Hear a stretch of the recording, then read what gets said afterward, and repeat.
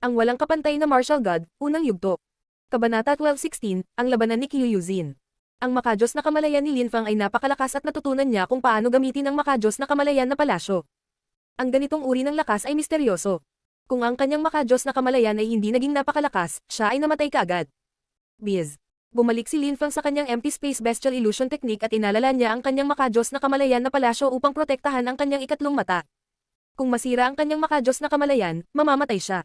Nakahandusay si Long Teng sa lupa, medyo tumama pa rin ang atake ni Linfang sa kanyang katawan. Basang-basa siya ng dugo at puno ng nakanganga na mga sugat ang kanyang katawan. Muntik na siyang mamatay. Natalo si Long Teng. Ang karamihan ay namangha. Tumingin sila kay Linfang, ang nanalo. Napatay niya si Zuan Yuan, napatay niya ang isang Zun cultivator mula sa Tianlong Divine Castle, at ngayon ay natalo na niya si Long Teng. Walang makakapigil sa kanya sa pagbangon, kasama na si Long Teng. Anong halimaw? Naisip ng karamihan. Kung ang isa sa pinakamalakas na cultivator ng probinsya ang pumatay kay Long Teng, hindi sila magugulat, ngunit dahil si Linfang iyon, sila ay tulali sa pagkamangha. Si Long Teng ay may katawan ng dragon at katatapos lang pumasok sa layer ng Zun Qi, paano naman si Linfang? Katatapos lang niyang makapasok sa ikawalong layer ng Tian Qi. Paano kung magka-level sila? Paano kung naging Zun cultivator din si Linfang? Ang ibig sabihin nito ay may malaking pagkakaiba sa pagitan ni Linfang at Long Teng. Malamang na mamangha si Linfang sa buong probinsya pagkalipas ng ilang taon. Paano ang tungkol sa mahusay na Oriental Greenfinch Rock? Paano naman si Kung Ming ang Buddhist monghe? Paano naman si Yiren Lei mula sa Heavens of Desires Palace? Kahit na natalo si Long Teng, hindi siya nagawang patayin ni Linfang. Para siyang itinulak palayo. Lumitaw ang mga kuko ng gintong dragon at lumipat patungo kay Linfang, nakakasilaw ang mga ito. Itinaas ni Linfang ang kanyang espada, ngunit ang mga kuko ng dragon ay tila buhay. Dumaan ito sa tabi ni Linfang at mabilis na umikot patungo sa kanyang ikatlong mata. Ang mga kuko ng dragon ay napakabilis kaya't hindi sila makita ng mga tao ng malinaw. Iyon ay. Nagulat ang mga tao. Hindi iyon enerhiya. Kung ito ay enerhiya, si Linfang ay namatay na. Iyon ay makajos na kamalayan. Tianlong Divine Castle, ang mga bastard na iyon. Akala ng karamihan, naiintindihan nila ang nangyayari. Hindi iyon ang makajos na kamalayan ni Long Teng. Ang antas ng cultivation ni Long Teng ay bahagyang mas mataas kaysa kay Linfang, ngunit hindi siya maaaring makipagkompetensya sa mga tuntunin ng makajos na kamalayan. Kaya iyon ang makajos na kamalayan ng isang malakas na cultivator mula sa Tianlong Divine Castle. Ginagamit niya ang kanyang makajos na kamalayan para protektahan si Long Teng at higit pa doon, sinusubukan niyang patayin si Linfang. Ang kanyang makajos na kamalayan ay kasing bilis lahat. Pinagsama ni Linfang ang sword energy sa kanyang kamay at nagsagawa ng hand knife strike para harangan ito, ngunit hindi ito gumana. Ang makajos na kamalayan ay tumagos at lumipat patungo sa kanyang ikatlong mata. Inilabas muli ni Linfang ang kanyang makajos na kamalayan na palasyo, natakot siya sa mga resulta. Tumunog ang mga pagsabog. Ang mga tao ay namangha. Hindi lang gusto ng Tianlong Divine Castle na protektahan si Tianlong, ngunit gusto din nila itong patayin. Biz. Biz. Nag-flicker ang mga silhouette. Nang makita ng mga tao ni Tian Tai kung ano ang nangyayari, lumabas sila at bumangon sa himpapawid patungo sa tuktok ng bundok ng Qi Tianshan. Ang pinuno ng grupo ay si Roo Exi at siya ay naglalabas ng nakakatakot na Desolated Qi. Gayunpaman, sa parehong oras, ang malalakas na cultivator mula sa Tianlong Divine Castle ay gumalaw din at umangat sa hangin. Naglabas si Roo Exi ng anteng-anteng at gusto niyang basagin ito. Alam niyang nagiging delikado na, ngunit ang problema ay masyadong malayo ang mga taong gusto niyang tawagan, kailangan nilang maghintay para makarating sila.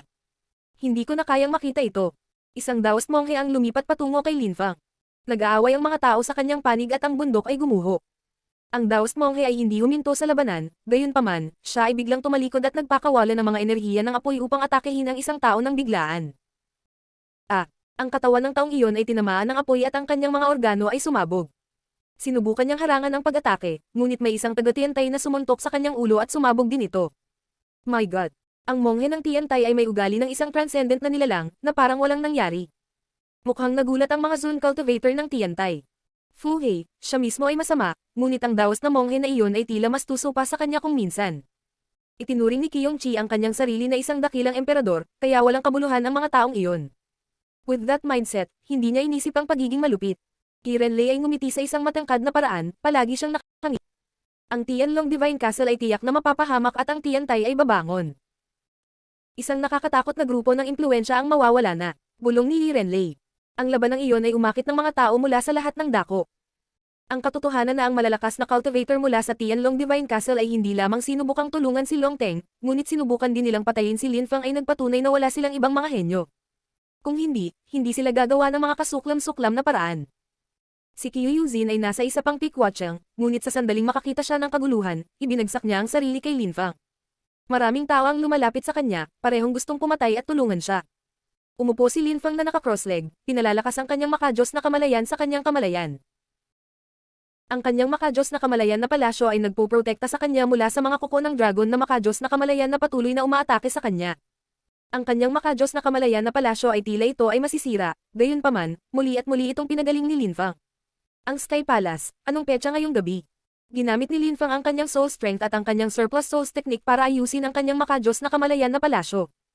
Hindi siya pwedeng mamatay ngayon. Lihim na nagpasalamat si Lin Fang kay Qiyong Chi sa kanyang isip. Itinuro niya sa kanya ang palasyo ng kamalayan ng Diyos, kaya hindi niya direktang nailigtas ang kanyang buhay. Ang umaatake kay Lin Fang sa kanyang makajos na kamalayan ay malamang na isang medium o mataas na antas ng Zone Cultivator. Ang ulo ni Lin Fang ay patuloy na nanginginig ng marahas. Pakiramdam niya ay hindi na siya makakatagal pa. Isang nakakatakot na lakas ang lumitaw at lumipat patungo kay Lin Fang. Gayunpaman, sa parehong sandali, dumating si Qiu Yuzin at hinarang ang pag-atake. Mamatay. Sigaw ng malakas na cultivator na iyon na ibinato ang sarili kay Qiu Yuzin. Ang babaeng iyon ay nakalusot lamang sa Zun Chi layer at naisip na makakalaban niya ito, siya ay baliw. Sinuntok ni Qiu Yuzin ang hangin sa kanyang direksyon at lumitaw ang maputlang mga ilaw na nagninangning sa katawan ng Zun cultivator. Nakaramdam siya ng takot, para siyang magyeyelo. Ang enerhiya ni Qiu Yuzin ay napakalamig. Malamig na yelo, walang awa na enerhiya. Nagulat ang Zun cultivator. Nakapasok na siya sa layer ng Zun Chi sa loob ng 7-8 taon na at ang mga enerhiyang iyon ay medyo malakas pa rin, sapat na para halos hindi siya makagalaw. Unti-unting huminto ang pag-agos ng kanyang dugo. Pagkatapos ay nakita niya ang isang buwan, ang malamig na gas-uklay na buwan ay bumaba mula sa langit at lumipat patungo sa kanya. Umiwas siya, ngunit bigla siyang natakot. Unti-unting tumulo ang dugo mula sa kanyang ikatlong mata. Isang strike at patay na siya. Mukhang totoo, tiyak na may espesyal na katawan si Qiu Yuzin na nagising noong nasa Fortune City siya. Naisip, napihan. Dalawang henyo ang lumitaw sa hilagang bahagi ng bahwang, mabuti, kahit papaano, kung hindi mamatay si Lin Fang. Ang walang kapantay na martial god, unang yugto. Kabanata 12:17, by Qiu Luo. Sa tuktok ng bundok, mas maraming malalakas na cultivator ang lumilitaw. Ang mga tao sa paligid ay namangha sa lahat ng malalakas na cultivator na iyon. Lumapag si Qiu Yuzin sa harap ni Lin Fang at nakipaglaban sa ilang mga Zun cultivator. Kasabay nito, dumating din si Qiu Yuzin at Dong. Munting babae, sasalakayin ko ang makajos na kamalayan na pumapatay kay Lin Fang, tulungan mo ako sa pamamagitan ng pagmamasid sa aking likuran. Pagkatapos ay lumipat si Qiyong Chi sa harap ni Lin Fang at binuksan ang kanyang ikatlong mata. Isang gintong liwanag ang lumipat sa makajos na kamalayan ni Lin Fang. Ang makajos na kamalayan ng dragon ay binomba ang makajos na kamalayan na palasyo ni Lin Fang ng mas mabilis, ngunit ang makajos na kamalayan na palasyo ni Lin Fang ay nananatili pa rin. Kasabay ng ginintoang, apoy na makajos na kamalayan, isang boses ang umalangaw sa ulo ni Lin Fang. Munting bastard, magpasalamat ka. Kung hindi kita tinuruan kung paano gamitin ang makajos na kamalayan na palasyo, patay ka na. Ngunit sinalakay ka rin ng mga bastard na iyon mula sa Tianlong Divine Castle, napakalupit. Sabi ni Qiyong Chi na parang nasa mood makipag-chat. Ang gininto ang apoy na makajos na kamalayan ay pinrotektahan ng makajos na kamalayan ni Lin Fang. Lumipad ito sa buong kamalayan ni Lin Fang upang protektahan ang bawat panig ng kanyang makajos na kamalayan. Sino ka? Galit na sabi ng isang boses. Ako ang Flame Emperor Yandi. Sabi ni Qiyong Chi, boom boom. Sinunggaban ng mga kuko ng dragon ang gininto ang apoy na makajos na kamalayan, ngunit ang makajos na kamalayan ni Qiyong Chi ay napakatibay. Ngayong alam mo na ang sikreto ko, sa tingin mo papakawalan na kita. Masyado kang optimistic. Mayabang na sabi ni Qiyong Chi. Isang thread ng makajos na kamalayan ang lumitaw. Kinailangan ni Qiyong Chi na sirain ang makajos na kamalayan ng kaaway at pagkatapos ay hindi na niya malalaman kung ano ang nangyari. Hindi ka taga-Tiantay, bakit umatake, mamamatay ka, sabi ng may-ari ng makajos na kamalayan sa malamig na paraan. Malamig na tumawa si Qiyong Chi at sinabing, nakakatawa ka. Mamatay ka na lang, boom. Nasusunog ang nakakatakot na apoy at isang nakakakilabot na hiyawan ang kumalat sa kanilang kamalayan. Pagkatapos ay sinabi ni Qiyong Chi, naglakas loob kang harapin ako, mamamatay ka sa trahedya para sa iyong mga kasalanan. Biz. Ang mga gintong kuko na makajos na kamalayan ay nahulog at naging abo. Naisip ni Qiyong Chi na malupit na tinulungan ng isang Zun cultivator si Long Teng at inatake si Lin Fang. Pero maswerte ka, nagpakita ako. Ako ay isang walang katulad na cultivator, ako ay isang bayani. Sabi ni Qiyong Chi na nasisiyahan. Hindi niya alam na hinaharangan ni Qiu Yuzin ang tatlong Zun cultivator sa sandaling iyon. Habang si Qiyong Chi ay nakikipaglaban pa rin sa makajos na kamalayan na iyon, isang siluwet ang damapo sa tuktok ng bundok. Marami ang nakapansin sa kanya dahil sikat na sikat ang taong iyon. Mas sikat pa siya kaysa kay Lin Fang o Long Teng. Isa siya sa 10 pinakamalakas na cultivator ng lalawigan ng Bahwang. Bai Qiluo. Gayunpaman, ang taong iyon ay hindi mula sa Tiantai o mula sa Tianlong Divine Castle kaya ano ang ginagawa niya doon? Sasamantalahin ba niya ang sitwasyon? Fu Hei at Yi Renlei kay Bai Qiluo, kabilang din sila sa 10 pinakamalakas na cultivator ng Bahwang, kaya nagulat sila nang makita siya doon. Dahan-daang naglakad si Bai Qiluo patungo kay Long Teng. Walang pumipigil sa kanya na gawin iyon. Nag-away ang lahat at gumaling si Long Teng. Sinaktan siya ni Lin Fang at isinumpa siya, kaya kalahating patay na siya. Isang espada ang lumitaw sa kamay ni Bai Qiluo, ito ay parehong matalim at nakasisilaw. Ano ang ginagawa niya? Parang may naramdaman si Long Teng, iminulat niya ang kanyang mga mata at nakita niya ang malalamig na espada na iyon. Bai Qiluo. Sabi ni Long Teng na nakangiti sa maningning na paraan.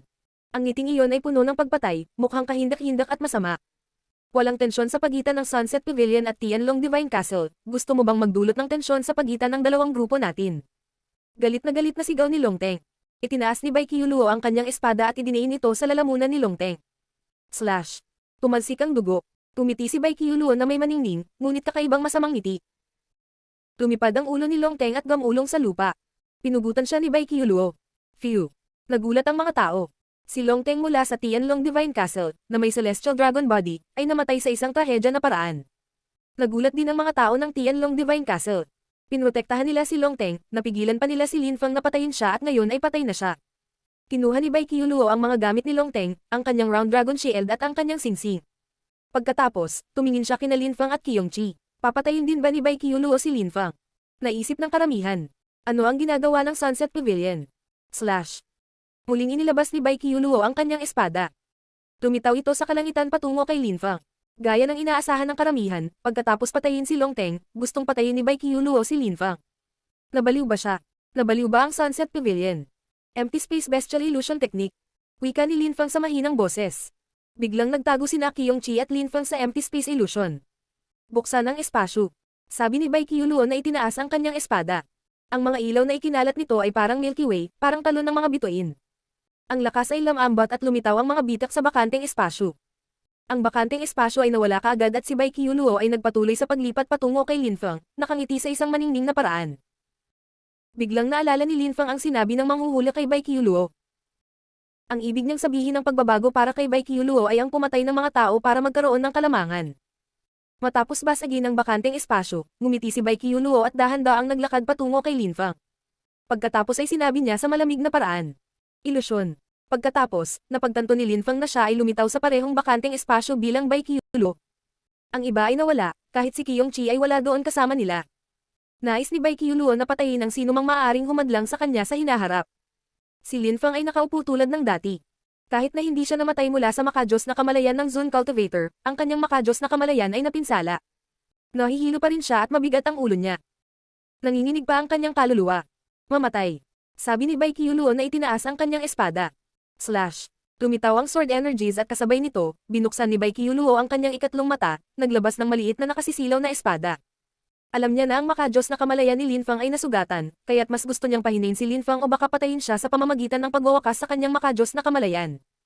Inilabas muli ni Lin Fang ang kanyang makajos na palasyo ng kamalayan. Pinagsama ni Bai Qiluo ang kanyang makajos na kamalayan at ang kanyang chi, na naging sanhi ng marahas na pagyanig ng makajos na kamalayan ng palasyo ni Lin Fang. Kasabay nito, itinaas ni Bai Qiluo ang kanyang kamay at ang kanyang matalas na espada ay naging ginto. Ang walang kapantay na martial god, unang yugto. Kabanata 12:18, Kawalang habag. Mabilis ang espada ni Bai Qiluo, at bukod pa, nag-hallucinate si Lin Fang. Pakiramdam niya ay mamamatay siya kapag tumigil siya sa pag-concentrate kahit isang segundo. Sapat na iyon para maramdaman niyang sumuko na siya. Mamatay. Si Lin Fang ay nagngangalit ng kanyang mga ngipin at lumipat pabalik. Inilabas niya ang kanyang TNG sword at lumitaw ang nakakasilaw na mga kulog, nakapalibot kay Bai Qiluo. Naglabas din siya ng ilang desolate abstruse energies. Biz. Gumalaw si Bai Qiluo na parang hangin at maganda. Iniwasan niya ang TNG sword at nagpatuloy sa paglipat patungo kay Lin Fang. Napansin ni Lin Fang na hindi gaanong nagbabanta ang espada ng si Bai Qiluo ay nagsimulang tumakbo ng napakabilis. Nabangga ito sa TNG sword at si Bai Qiluo ay may malamig, ngunit kakaibang ngiti. Nakipagkamay siya at gumalaw ulit ang espada niya, sa ngayon parang bituin. Ang kaluluwa ni Lin Fang ay nanginginig, si Bai Qiluo ay lalong lumalapit sa kanya ngayon. Assassin. Pakiramdam ni Lin Fang ay kaharap niya ang isang assassin, si Bai Qiluo ba ay mula sa Imperial Assassin Union. Ano ang Sunset Pavilion noon? Ito ba ang pangunahing sangay ng Imperial Assassin Union? Kung iyon ang kaso, iyon ay nakakatakot. Kung si Bai Qiuluo ay nagtatrabaho para sa Imperial Assassin Union at siya ay patuloy na mag-aksel, siya ba ang magiging pinuno sa hinaharap ng Sunset Pavilion? Paano niya sila mamumuno sa hinaharap? Bukod pa rito, kung si Bai Qiuluo ay isang assassin na nagtatrabaho para sa Imperial Assassin Union, mayroon bang iba pang natitirang kabataan na nagtatrabaho para sa kanila? O ilang malalakas na Zone Cultivator? Ang 7 mamamatay tao. Biglang naalala si Lin Fang. Sa Fortune City, nakilala niya ang ika-7 assassin. Napakalakas ng taong iyon. Kung tama si Lin Fang, marahil ay isa si Bai Qiuluo sa 7 assassin. Iniisip ni Lin Fang ang mga bagay na iyon, ngunit hindi masyado dahil inaatake pa rin siya. Walang hanggang siya na. Biglang nawala si Lin Fang at pumasok sa isa pang bakanteng espasyo. Umalis ang espada ni Bai Qiuluo at walang tumama dahil nawala si Lin Fang sa huling sandali. Bumalik sa Fortune City, nakuha ni Lin Fang ang robe sa bakanteng space area at tinawag itong siya na empty space robe. Gayunpaman, kahit nasa tulong ng robe na iyon, makapasok lamang si Lin Fang sa isa pang espasyo sa loob ng ilang segundo. Ito ay sapat na mahusay upang desperadong umiwas sa mga pag-atake, ngunit siya ay muling lilito ng mabilis. Gayunpaman, nang siya ay muling lumitaw, agad niyang pinakawalan ng nag-iisang chi at hindi nakaiwas si Bai Qiuluo. Mamatay. Nagsalita si Lin Fang ng malakas hanggat kaya niya. Naglabas siya ng walang laman na espasyo at nag-iwan ng mga abstruse na enerhiya. Gayunpaman, ang katawan ni Bai Qiuluo ay naging nakasisilaw at ginto. Tila isang nakasisilaw na gininto ang baluti ang lumitaw na may kakaibang enerhiya na patuloy na nagbabago. Slash. Kumaluskos ang golden armor at napaatras si Bai Qiuluo. Nagsimula nang ang magnaz ang katawan niya. I freeze. Inilagay ni Bai Qiuluo ang kanyang kamay sa kanyang sugat at tinatakan ito. Sinulyapan niya si Lin Fang sa malamig na paraan, hindi pa rin niya nagawang patayin si Lin Fang. Boom boom. Sa wakas, nabasag ang ilusyon. Si Bai Qiuluo ay muling nabalisa, hindi ito nagtagal. Naalala niya ang kanyang makajos na kamalayan at naging isang ilusyon. Pagkatapos, nakita ni Lin Fang ang maraming silhouette na lumitaw, kabilang ang Qiuyuzin. Mag-ingat ka, sigaw ni Lin Fang. Si Qiuyuzin ay nakikipaglaban sa isang Zone Cultivator at si Bai Qiuluo ay itinapon ang sarili sa kanya. Mamatay. Nais ng Zone Cultivator na makipagkamay kay Bai Qiuluo at sabay na salakayin si Qiuyuzin. Gayunpaman, hindi sinubukan ni Qiuyuzin na umiwas. Siya ay tumalon sa kanilang mga enerhiya. Slash. Ang mga sword energies na tumusok sa katawan ni Qiuyuzin pati na rin ang malakas na cultivator sa kanyang harapan. Nagulat din si Bai Qiuluo. Ano ang ginagawa ni Qiuyuzin? Kahit si Bai Qiuluo ay naramdaman kung gaano kakilakilabot ang mga lakas ng espada na iyon. Tumalikod si Qiuyuzin at kinuha ang espada na tumusok sa kanya, itinapon ito. Isang buwan ang lumitaw sa langit at nagliwanag sa kanyang katawan. Ang landas ng kawalang habag. Si Bai Qiuluo ay umatras ng mabilis hanggat kaya niya. Muling gumalaw ang espada patungo kay Bai Qiuluo. Naging ginto ang kanyang katawan, ngunit may lumabas na dugo. Kasabay nito, naramdaman niya ang mga enerhiya na nagmumula sa kanyang likuran. Biz. Bumangon si Bai Qiuluo sa hangin ng mabilis hanggat maaari. Gayunpaman, ang TNG sword ay naglabas ng mga tunog ng pagsipol at tumagos sa kanya. Makapal na kalasag ng lupa. Isang kalasag ang lumitaw sa harap ni Bai Qiuluo at 8 pattern ang lumitaw dito. Ito ay isang malakas na diskarte sa pagtatanggol, na ginagawang mukhang hindi masisira ang kalasag na iyon. Bumagsak ang TNG sword dito at nabasag ang kalasag. Napatras si Bai Qiuluo habang sumigaw siya. Pumunta ka, maraming tao ang bumangon sa himpapawid at pinrotektahan si Bai Qiuluo. Pagkatapos, ang kanilang mga silhouette ay kumikislap at nagsimula silang umalis. Inatake ng mga taong iyon ang mga tao mula sa Tiantai na dumating upang protektahan si Lin Fang. Inakala ng maraming tao na ang mga taong iyon ay mula sa Tianlong Divine Castle, ngunit ang nakakagulat, kasama nila si Bai Qiuluo. Kasabay nito, sa tuktok ng bundok, pinagmamasdan ni Renlei ang eksena na may komplikadong ekspresyon. Sobrang raming tanong, sino ang mga taong iyon? Kung sila ay mula sa Sunset Pavilion, hindi ba nila inisip na masaktan ang Tiantai at Tianlong Divine Castle? May mali. Kung mapatay siya nang umatake kay Lin Fang, kailangan na lang niyang harangin ang mga tao ni Tiantai at namatay na si Lin Fang, kung gayon ay hinayaan niya na ang mga tao ni Tiantai na masangkot at si Long Teng ay namatay din. Hindi naman nila kailangan na makisali sa ganoong paraan. At pagkatapos ay isang malaking salungatan ang magsisimula sa pagitan ng Tiantai at Tianlong Divine Castle. Isip ni Renlei. Maaring gumamit ang Sunset Pavilion ng dalawang maimpluwensyang grupo para gawin ang gusto nila, ngunit ang makajos na kamalayan na iyon ay hindi pumatay kay Lin Fang, kaya bakit personal na umatake si Bai Qiuluo? Siyempre, ang Sunset Pavilion ay hindi kailangang matakot sa sino man dahil ang Tianlong Divine Castle at Tiantai ay magkaaway na. Hindi sila kailanman magkapit kamay para labanan silang magkasama. Ngunit gayunpaman, ginawa nitong masama ang Sunset Pavilion. Ano ba talaga ang nangyari? Kung nakita niya ang nangyari sa ilusyon, iisipin niyang sangkot ang Imperial Assassin Union. Hindi hinabol ng Tianlong Divine Castle at Tiantai ang mga taong iyon mula sa Sunset Pavilion. Pinoprotektahan ng mga tao ni Tiantai si Linfang at ang mga tao ni Tianlong Divine Castle ay maaaring atakihin muli siya anumang oras. Tiningnan ng mga tao ng Tianlong Divine Castle ang bangkay ni Longteng. Hinayaan nilang magsanay si Longteng sa mahiwagang lugar ng Tianlong Divine Castle at ngayon ay patay na siya. Ang Zun Cultivator na tumulong kay Longteng ay patay na rin. Tara na, sabi ng malalakas na cultivator mula sa Tianlong Divine Castle. Hindi na nila pinansin ang bangkay ni Longteng. Nagsagawa sila ng napakahusay na pagsisikap para sa isang individual, ngunit, buhay pa si Linfang. Naglakad si Linfang papunta kay Qiu Yuzin, gusto niya itong yakapin, ngunit umatras si Qiu Yuzin. Tumingin ito sa kanya na para bang nakatingin sa isang estranghero. Yuzin, mayroon akong holy water. Sabi ni Linfang na inaalis ang mantsa ng luha mula sa pinagmumulan ng buhay. Salamat na lang. Sabi ni Qiu Yuzin na walang pakialam. Kumislap ang silhouette niya at umalis na siya. Ginamit niya ang sarili niyang purong chi para gamutin ang kanyang mga sugat. Si Linfang ay natakot. Nakalusot si Qiu Yuzin sa layer ng Zun Chi at ngayon, parang nagbago na siya. Para siyang bagong tao, estranghero sa kanya ngayon. Lahat, pwede na kayong bumalik. Magiging maayos din ako. Sabi ni Linfang. Kahit na nahihilo siya at nasugatan, nagpa siya siyang sundan si Qiu Yuzin. Gusto niyang malaman kung bakit siya nagbago at kakaiba ang kinikilos. Ang walang kapantay na martial god, unang yugto. Kabanata 12:19, paghahabol sa malayong distansya. Mabilis na umalis ang lahat. Umalis din ang mga tao ni Tiantai. Hindi sila nag-aalala kay Linfang. Inaasahan ni Mo Chen at ng iba pa ang resultang ito, kaya hindi sila personal na dumating. Talagang nagkaroon sila ng pananampalataya sa kanilang mga nakababatang disipulo. Tianlong Divine Castle, Tiantai, ang Sunset Pavilion, ang hilagang bahagi ng Bahwang at ang kanlurang bahagi ng Bahwang. Ang mga lugar na iyon ay hindi mananatiling kalmado ng matagal. Isip ni Li Renlei. Pagkatapos, ang kanyang silhouette ay kumikislap at siya ay umalis. May magandang dahilan si Tiantai para masangkot. Ang mga high-level na Zun Cultivator mula sa Tianlong Divine Castle ay sumalakay, at ngayon, ang mga emperador lang ang hindi nagpakita ng kanilang sarili. Pagkalipas ng ilang araw, kumalat ang balita sa buong hilagang bahagi ng Bahwang at sa kanlurang bahagi ng Bahwang.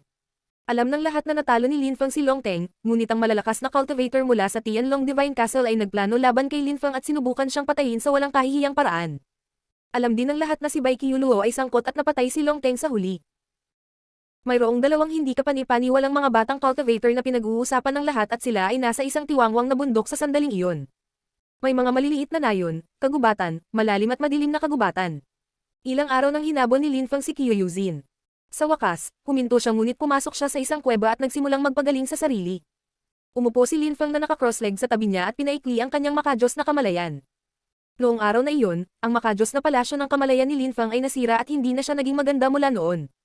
Mga gintong sinulid na may sapot ng gagamba sa buong kamalayan niya, inaayos ang kanyang makajos na kamalayan na palasyo. Inayos niya ito ayon sa itinuro sa kanya ni Qiyongqi, dahilan upang lumitaw ang mga marka.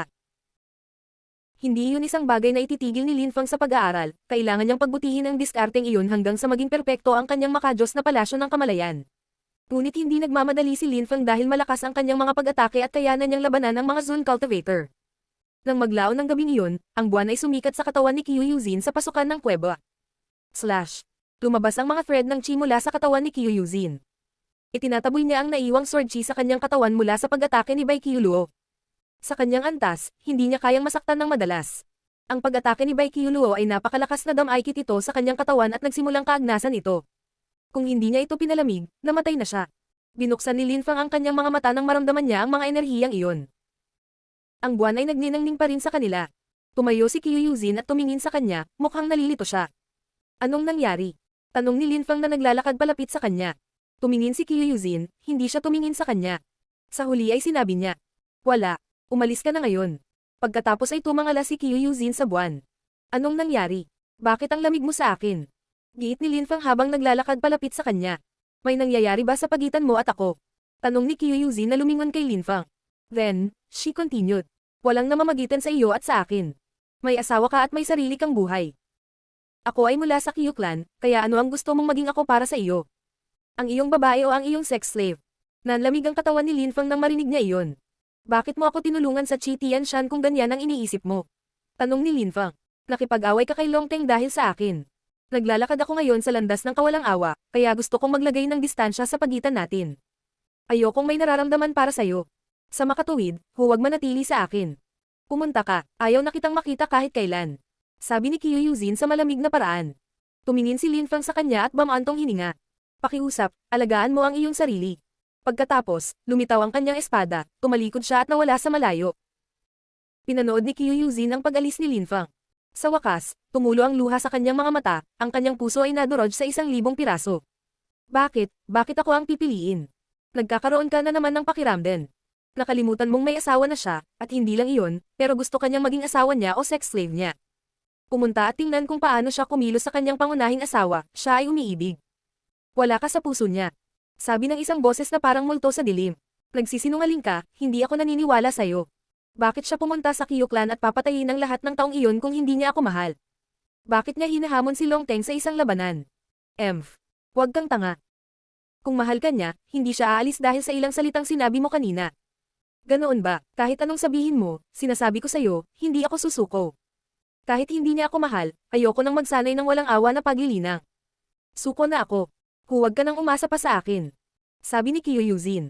Nakalimutan mo na kapag huminto ka sa pagsasanay ng walang awa na paglilinang, gagamitin ko ang iyong mga kamay para patayin siya. Kung gagawin ko iyon, hindi ako iyon, magiging ikaw. Iisipin ng mga tao na pinatay siya ni Qiu Yuzin. Ang boses na iyon ay umalangaw sa puso ni Qiu Yuzin. Nagsimula siyang manginig na parang may isip.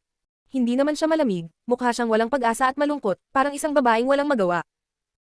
Umupo siya at ipinatong ang ulo sa kanyang mga kamay. Pagkatapos, nagsimula siyang umiyak. Bakit? Bakit naging ganoon ang mga bagay? Bakit sinusundan siya ng masamang boses? Bakit siya unti-unting naging walang awa at walang emosyon? Ako ay nagkamali. Kung hindi lang ako nagsiselos noong nakita ko kayo ng asawa mo, hindi sana ako naging ganyan at hindi ako nagpractice ng mga ganyang kasanayan. Bakit? Bakit mo ginawa iyon sa akin? Isip ni Qiu Yuzin habang umiiyak.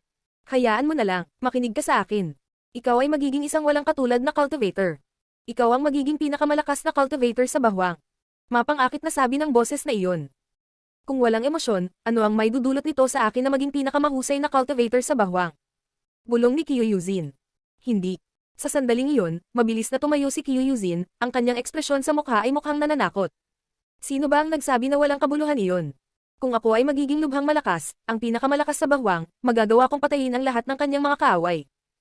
Tama, gagamitin ko ang walang awa na paglilinang para patayin ang lahat ng kanyang mga kaaway. Pagkatapos, ang silhouette ni Qiu Yuzin ay kumikislap habang siya ay umangat sa hangin, inilabas ang kanyang bangka, at umalis. Pagkalipas ng 3 araw, sa kanlurang bahagi ng bahwang, nalaman ng mga tao na 100 tao mula sa Tianlong Divine Castle ang napatay, ngunit hindi masyadong nagulat ang mga tao. Gayunpaman, makalipas ang 5 araw, nalaman ng mga tao na 3 pang Zone Cultivator mula sa Tianlong Divine Castle ang napatay. Kahit noon pa man, naisip ng mga tao na malamang mahina ang mga taong iyon. Pagkaraan ng 10 araw, sa kanlurang bahagi ng bahwang, may mas marami pang balita. 68 tao mula sa Tianlong Divine Castle ang napatay. Nagsimulang magtaka ang mga tao, sino ang pumatay sa kanila? Sa Tiantay. Makalipas ang 15 araw, sa kanlurang bahagi ng bahwang, marami pang balita muli. Sa pagkakataong ito ay wala itong kinalaman sa Tianlong Divine Castle, ngunit sa isa pang maimpluwensyang grupo. Ang Sunset Pavilion. Si Bai Qiuluo ay hinabol ng isang babae at nag-away sila. Kalunos-lunos ang mga resulta ng labanang iyon. Hindi nagawang patayin ni Bai Qiuluo ang babae, ngunit nasugatan niya ito. Gayunpaman, nawalan ng braso si Bai Qiuluo. Nawalan ng braso ang isa sa 10 pinakamalakas na cultivator ng probinsya, kaya namangha ang lahat. Hindi nagtagal, nagpatuloy ang mga tao sa pag-uusap tungkol sa mga nangyayari. Nagpatuloy ang babae sa paghabol kay Bai Qiuluo kahit nasugatan siya. Walang tigil niya itong hinabol. Hinabol niya siya mula sa kanlurang bahagi ng bahwang hanggang sa gitnang bahagi ng bahwang. Bakit gustong patayin ng babaeng iyon si Bai Qiuluo? Ang walang kapantay na martial god, unang yugto. Kabanata 1220, gitnang bahagi ng bahwang. Minsan sa gitnang bahagi ng bahwang, may mga taong lumitaw. Sa isang tabi, maraming tao, habang sa kabilang banda, isang babae lang ang basang-basa sa dugo. Yuzin, bumalik ka, sabi ng isang medyo may edad na lalaki. 7 araw na silang naglalakbay para sa wakas ay pigilan siya. Umiling si Qiu Yuzin at sinabi, "Hindi, ama, umalis ka. Wala na ako sa sarili ko. Hindi mo na ako anak. Anong problema mo?" Galit na tanong ng medyo may edad na lalaki. Si Qiu Yuzin ay kumikilos na parang estranghero sa kanya. Nagpa-practice ako ng mercilessness cultivation, kaya emotionless ako ngayon. Gusto kong maglagay ng distansya sa pagitan ko at ng angkan. Natural na sabi ni Qiu Yuzin. Siya ay tunog walang emosyon at agresibo. Iniisip niya kung papatayin niya ang sarili niya mga tao kung ipagpapatuloy niya ang pagsasanay sa walang awa na paglilinang. Natatakot pa rin siyang saktan ng kanyang mga mahal sa buhay, kaya gusto niyang maglagay ng distansya sa pagitan nila. Pinalaki ka namin at ngayon gusto mong putulin ang relasyon sa amin. Pagkatapos ng suportang ibinigay namin sa iyo, gusto mo ba kaming iwan? Napakawalan Jia. Malamig na sabi ni Kyuhao. Tingnan mo ang iyong anak na babae. Galit na sabi ni Kyuhao sa ama ni Kyuyuzin. Slash. Ginalaw ni Kyuyuzin ang kanyang kamay at naramdaman ni Kyuhao ang lamig na pumasok sa kanyang katawan. Hindi na siya makagalaw, natulala na siya. Isang buwan ang bumaba mula sa langit at naging malamig na parang buwan na espada. Si Kyuhao ay hindi makapaniwala, ang kanyang ikatlong mata ay nagsimulang damyugo, siya ay mukhang takot na takot. Biz. Ang katawan ni Kyuyuzin ay naging isang sinag ng liwanag habang siya ay tumakbo palayo. Ang walang awang Chi lumipad at nagtagal sa ere pagkatapos niyang umalis. Hindi na nila siya hinabol pa. Tumingon sila at tumingin kay Kyuhao. Dahan-dahan siyang bumagsak, patay. Kawalang awa. Hindi niya iniisip na patayin pa rin si Kyuhao, sino ba ito sa kanya? Bumalik sa hilagang bahagi ng bahwang, nag-uusap ang mga disipulo ng Tiantay. Ayaw nilang umalis sa Tiantay dahil sa mga tensyon sa pagitan ng kanlurang bahwang at hilagang bahwang. 68 disipulo mula sa Tianlong Divine Castle ang napatay. Wala itong kinalaman kay Tiantay at sila lang ang nakakaalam nun. Pagkatapos ng pangyayaring iyon, 2 disipulo ang umalis sa Tiantay at pagkatapos ay nawala. May chismis na pinatay sila ng Tianlong Divine Castle. Pagkatapos noon, umalis si Rooexi na mag-isa at pumatay ng mahigit 100 Zun Cultivator mula sa Tianlong Divine Castle. Ang mga tao sa rehiyon ay namangha. Nagsimula ang isang tunay na salungatan sa pagitan ng Tiantay at Tianlong Divine Castle. Sa tuwing magkikita sila, agad silang magpapatayan, wala nang anumang mga patakaran pagkatapos ng ginawa ng Tianlong Divine Castle. Mawawala ang Tianlong Divine Castle kung magpapatuloy ito sa ganitong paraan. Wala kaming gaanong mga disipulo, ngunit ang aming 2 emperador at ang mga direktang disipulo ay walang katulad na mga cultivator. Madali nilang mapatay ang natitirang mga cultivator. Hindi kinakailangan. Gumagamit ang Tianlong Divine Castle sa mga palihim na pamamaraan. At sa tuwing magpapadala ng mga tao ang Tianlong Divine Castle, mas malakas sila kaysa sa mga nauna. Dapat pa rin tayong ingat. Ang Tianlong Divine Castle ay may mas mahabang kasaysayan kaysa sa atin, ngunit si Emperor Tianlong ay hindi kasing lakas ng ating 2 guro na magkasama. Hehe, huwag kalimutan si Kuya Tianchi, Kuya Rooexi at Kuya Linfang. Lahat sila ay hindi kapani-paniwalang mga henyo. Si Linfang ay nakarating na sa langit sa itaas ng langit at naging isang direktang disipulo, pagkatapos ay tinalo niya si Longteng sa Chi Tianshan. Tinalo ni Linfang si Longteng, isang Zun Cultivator, sa lakas ng 2 layer ng Tianchi. O tama, sinasabi rin na nagsimulang magsanay si Kyuyuzin ng walang awa na paglilinang dahil kay Linfang at hinabol niya si Bai Kyuluo sa napakalaking distansya. Pinutol pa niya ang isang braso nito. Ang paglilinang ng walang awa ay mas mabuti kaysa sa paglilinang ng sexual na pagnanasa. Tumalon si Linfang mula sa mga ulap, mahaba ang kanyang buhok at may espada sa kanyang likod. Tumingin siya sa malayo, sa direksyon ng gitnang bahwang. Kahit na wala kang awa, bakit mo pinatay ang 68 Imperial Cultivation Disciples mula sa Tianlong Divine Castle? Bakit mo hinabol si Bai Kyuluo sa ganoong kalayuan?